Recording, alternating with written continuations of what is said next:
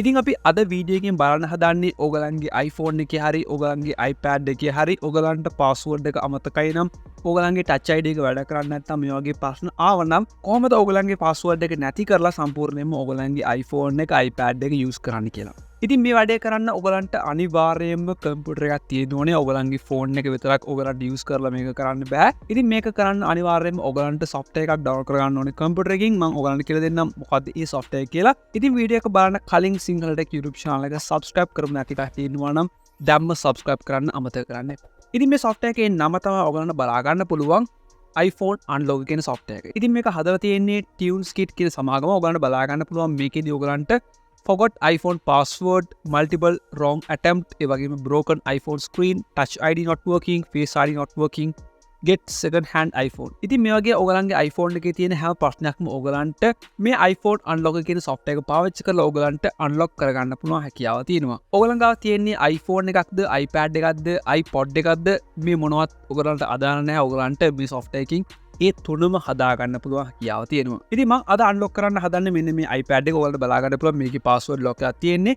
මම මේක සම්පූර්ණයෙන්ම remove කරලා මම මේක වැඩ කරන්න පුළුවන් තත්ත්වයකට මම මේ iPad එක ගේන්න තමයි මම try කරන්නේ මේ iPhone unlock කියන software එක පාවිච්චි කරලා. ඉතින් ඔයගලන්ට ගාව තියෙන iPhone එකක් නම් ඔයගලන්ට මේ ක්‍රමය follow කරන්න පුළුවන් ඔයගලන්ට.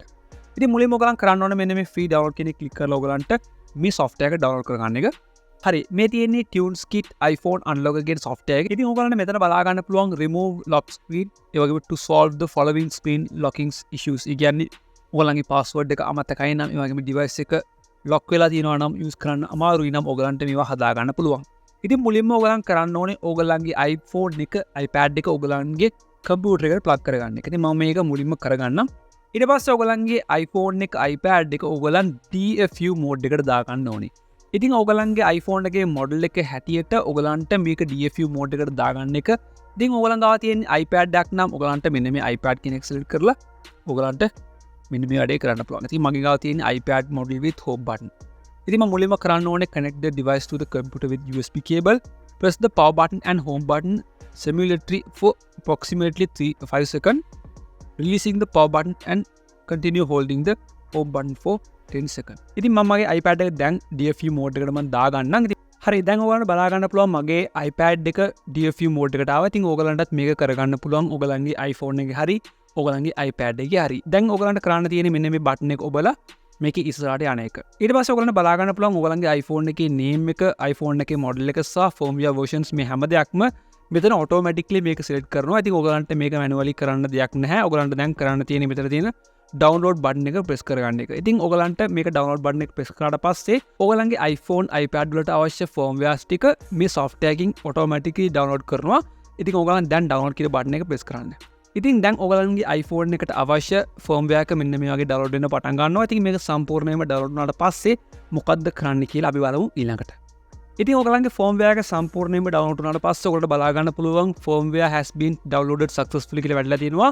දැන් ඔයගලන්ට කරන්න තියෙන්නේ පල්ලෙහා තියෙන unlock කියන බටන් එක ඔයගලන් press කරගන්න එක.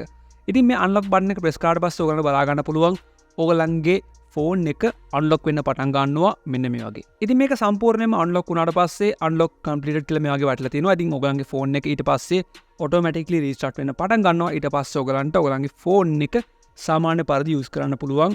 password එක නැතුව ඔයගලන්ට password එකක් දැන් ඔයගලන්ට වෙනම add කරගන්න පුළුවන් හැකියාව තියෙනවා. ඉතින් මේ TuneSkit iPhone unlock කියන software එක සම්බන්ධව ඔයගලන්ට වෙන දෙයක් දැනගන්න අවශ්‍ය නම් අනිවාර්යයෙන්ම පල්ලෙහා comment section එකේ ඔයගලන්ට comment එකක් දාන්න පුළුවන්.